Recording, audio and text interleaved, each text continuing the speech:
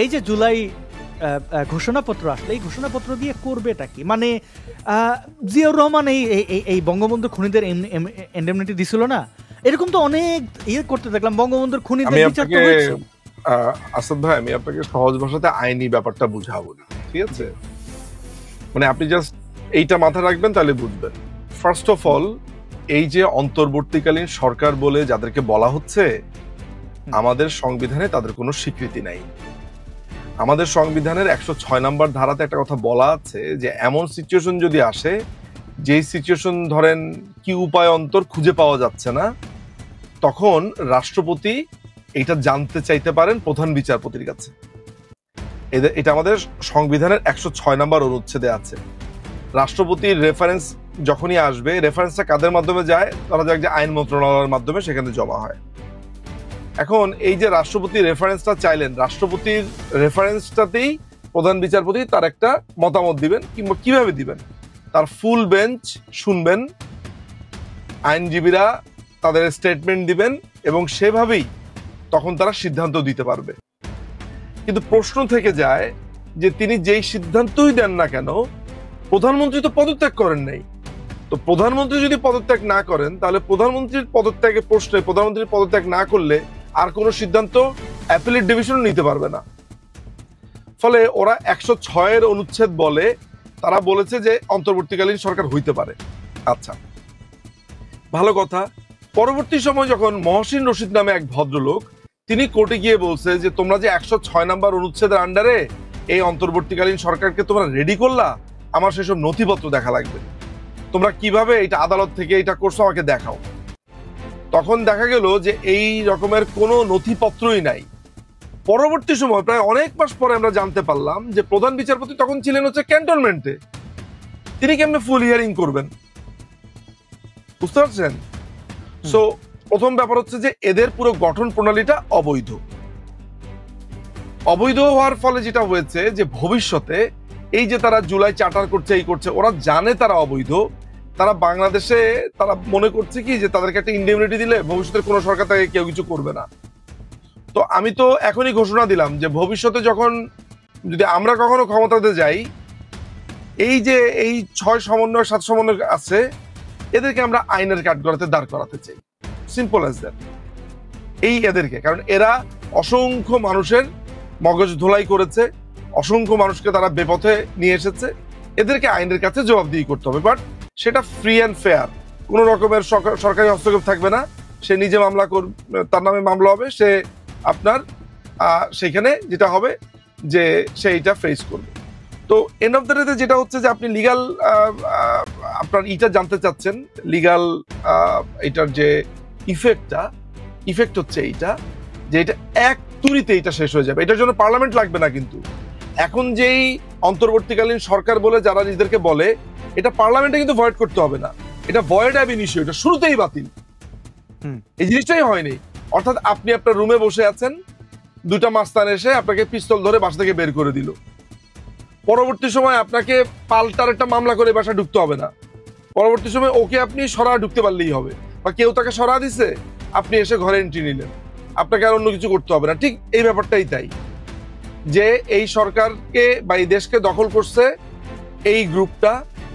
এরা যখন উৎখাত হবে তখন ওই আগের সরকারই কন্টিনিউ করবে। সিম্পল অ্যাজ দ্যাট, খুব সিম্পল। অনেক ধন্যবাদ নিজুম মজুমদার। শেখ ফরিদ ভাই, আপনার কাছে যেতে চাই। আপনার কাছ থেকে প্রশ্ন এটাই, খুব সহজ প্রশ্ন, মানে সহজ প্রশ্ন বলতে মানে সহজ জিজ্ঞাসা, যে এই যে জুলাই ঘোষণাপত্র আসলো, এখান থেকে আপনি কি দেখলেন? আচ্ছা, ইলেকশনটা কবে শেখ ফরিদ ভাই আপনি জানেন? আওয়ামী লীগ না ইলেকশন দেয় না এখন? শোনেন, নিজুম ভাইরা ইলেকশন দেয় না, নিজুম ভাইরা রাইতের ভোট, দিনের ভোট রাইতে করে।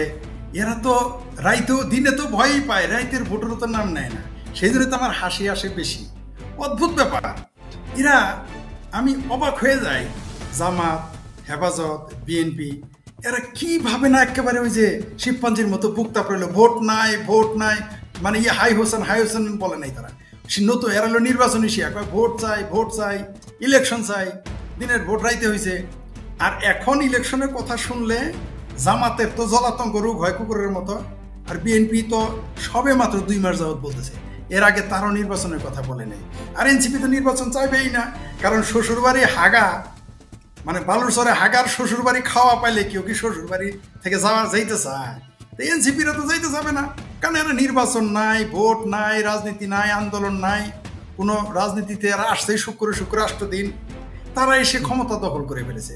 এরা তো নির্বাচন চাবে না, স্বাভাবিক, তাদের কাছে নির্বাচন আসা আমরা করিও না, কারণ এরা এই নাবালক যারা একটা শুনলাম যে কোন সমন্বয়ক নাকি কোন এনসিপির কোন নেতা নাকি ওই 3 জন যে আছে এরা অপদেষ্টা, এরা নাকি চাকরির ইন্টারভিউ ফেল করেছিল, 12,500-15,000 টাকার চাকরি। এগুলো ইন্টারভিউ, এত চাকরি নেওয়ার যোগ্যতা নেই, তারা এখন মন্ত্রী হয়ে গেছে, চিন্তা করে দেখেন। তো সুতরাং এরা তো নির্বাচন চাইবে না, আমরা জানি। কিন্তু আমি কেন জানি, আমি বহু আগে বলছি যে বিএনপি শেষে মূলাটা ধরিয়ে দেবে বিএনপির হাতে। 2 বছর যদি দেরি হয়, আওয়ামী লীগ নিরঙ্কুশ ভোটে না, দেখবেন যে পানের জোয়ারের মতো আওয়ামী লীগ ঢুকে যাবে, কেউ ঢাকাইতে পারবেন। ইলেকশনের দরকার নেই, ইলেকশন তো পরের কথা, এরাই বরং শিখিয়ে দিয়েছে, নিজুম মজুমদার ইলেকশন ছাড়া ক্ষমতায় যেতে পারবে। আর নিজুম ভাই তো বলেই দিলেন, আইন অনুযায়ী যদি এই সরকারকে কোনোভাবে, তথাকথিত এই সরকারকে এই দখলবাজদের হটিয়ে দেওয়া হয়, তাহলে যার ঘর তারই, অর্থাৎ সেই যারা মন্ত্রী ছিলেন, যারা এমপি ছিলেন, তারা একটু বহাল তবিয়তে থাকবেন। আচ্ছা, এমপি মন্ত্রী আপনি বাদ দিলেন, উপজেলা চেয়ারম্যান মেয়রদের কেন বাদ? ওটা কোন আইনে বাদ দিলেন ভাই? ওটা তো স্থানীয় নির্বাচন, ওটা আপনি কিভাবে কোন আইনে বাদ দিলেন? আচ্ছা, আমরা জানি যে কোনো সরকারকে উচ্ছেদ করা যায়, সেটা বিপ্লব বলে বা অভ্যুত্থান, কিন্তু চেয়ারম্যান মেম্বার উচ্ছেদ করতে হয়, এটাই জীবনে প্রথম দেখলাম। এটা কি বিপ্লব নিজেরাই জানি না। আর এটা যে বিপ্লব কি না, তারা নিজেরাই বলতে সাহস পায় না। দেখেন, এদের বুকে পাটা নাই, সাহস করে বলতে যে এটা বিপ্লব করেছে। কারণ বিপ্লব করলে দায় নিতে হবে, বিপ্লব করলে এজেন্ডা বলতে হবে, বিপ্লব করলে ধোঁকাবাজি করা যাবে না, কারণ এরা তো আসছেই ধোকার মাধ্যমে। দেখেন, আগে কোনোদিনই কেউ বলে নাই শিবির আসছিল এখানে। আমি শিওর, এই যে এখন দেখেন এনসিপি গ্যাংদের পরশু দিনের প্রোগ্রাম ফ্লপ হলো, আজকের প্রোগ্রাম সুপার ডুপার ফ্লপ। তাদের ট্রেন দিয়েছে, আপনি দেখেছেন, একজন দাঁড়িয়ালা জামাতের বললো যে আমাদের এই লোকাল ট্রেন দিয়েছে, সিট নাই। আরে বাবা, টিকিট কেটে আমরা ইন্টারসিটি টিকিট কেটে দাঁড়িয়ে থেকে যাই ভিড়ের সময়, আর এরা ফ্রিতে আসছে বা সৌজন্যতে আসছে, আইসে বলে কি আমাদের মনে হয় এদের হেলিকপ্টার দিয়ে নিয়ে ঢাকায় নিয়ে যেতে হবে। আর সবচেয়ে ভয়ঙ্কর তথ্যটা আপনাদের, আমি নিজেও, হ্যাঁ বলেন। জি না, আমরা বলছিলাম শেখ ফরিদ ভাই আপনার কাছে আবার ফিরছি, মানে আমি শুধু জানতে চাইছিলাম ইলেকশন দেবে না তারা, এবং ইলেকশন যে দেবে না সেটা এখন পর্যন্ত তারা স্পষ্ট, এবং তাদের যদিও যোগ্যতা নাই ইলেকশন। এক মিনিট বলি আমি, 28টা লেখা আমি আপনার ওখান থেকে নিয়ে পড়লাম, তন্ন করে খুঁজে দেখলাম একটা হরফ নাই নির্বাচন অমুক দিন হচ্ছে, তমুক দিন আমরা মাঠে নামবো, কোথাও লেখা নাই। বিএনপির জন্য শুভকামনা। জি, ব্যাপারটা দাঁড়ালো যে আওয়ামী লীগের বিরুদ্ধে যে ইলেকশন নিয়ে অভিযোগ, সেই অভিযোগের পাল্টা হিসাবে তারা তো ইলেকশনের দিনক্ষণ ঘোষণা করতো, দিতে পারুক না দিতে পারুক, তারা ইলেকশন দেবে না। এবং কি করতেছে, এই গুটি কয়েক ভাড়া করা টোকাইদের দিয়ে তারা বলতেছে আওয়ামী লীগকে ফিরতে দেবো না। এখন যদি ধরেন আপনি একটা সমুদ্রকে বাদ দেন, মনে করেন টিন দিয়া, আপনি দিয়ে বলতেছেন বাঁধটা খুব ভালো হয়েছে, মজবুত হয়েছে, সমুদ্রের পানি আসতে দেবো না, যখন ঢেউ আসবে তখন কি হবে? নিজুম ভাই, আপনার পিটার্সের সাথে দেখা করতে গেছে, এটা কারো নজরে আসছে, জিনিসটা সামনাসামনি হয়ে গেছে। একদম লেটেস্ট খবরটা হচ্ছে যে আমেরিকান এমবাসি যেটা চাচ্ছে, আমেরিকান এমবাসির কথা হচ্ছে যে তারা এনসিপি এবং জামাত এই দুইটা সমন্বয়ে একটা গভর্নমেন্টকে ক্ষমতাতে আনতে চায়। এখানে তারা চরমোনাইকে কিছু আসন দিতে চায়, আর বিএনপির ক্ষেত্রে তারা পরিষ্কারভাবে বলে দিয়েছে যে বিএনপি নিয়ে তাদের কোনো আপত্তি নাই, কিন্তু তারেক রহমান হলে তারা এটা মানবে না, তারেক রহমানকে প্রধান রাখা যাবে না, তারেক রহমান রাজনীতি করতে পারবে না, বা তাকে এখানে প্রধানমন্ত্রী হওয়ার ক্ষেত্রে তাকে বাধা প্রদান করা হয়েছে। এটা আমেরিকার সিদ্ধান্ত। এখানে প্রথম প্রশ্নটা আমার যেটা এসছে যে বাংলাদেশ একটা সার্বভৌম রাষ্ট্র যে আমরা বলি, পুরো ব্যাপারটাই ভুয়া। আমি যতটুকু জানি ততটুকু যদি আজকে মিডিয়ার সামনে বলতে পারতাম, তাহলে আমার মনটা একটু ঠান্ডা হতো। তবে নিশ্চয়ই কোনো না কোনো দিন এই শক্তি আমার আসবে, সাহস আসবে। সাহস তো ব্যাপার না, স্ট্র্যাটেজিক্যাল কারণে বলতেছি না, তা নাহলে তার সাহসের অভাব নাই। তো আপনি জাস্ট এতটুকু জেনে রাখেন, এবং আপনি আমাকে জিজ্ঞাসা করবেন না যে ভাই আপনার সোর্স কি, খালি জেনে রাখেন আমি যা বলছি আমি আপনাকে জেনেই বলছি। আমেরিকানরা প্রচন্ড ফিউরিয়াস হয়েছে আমাদের উপরে। তো আমাদের ব্যাপারটা তারা সবসময় বরাবরই মনে করে যে আমাদের বিশ্বাস নাই, কখন আমরা ঘিরে ফেলবো আমেরিকান এমবাসি।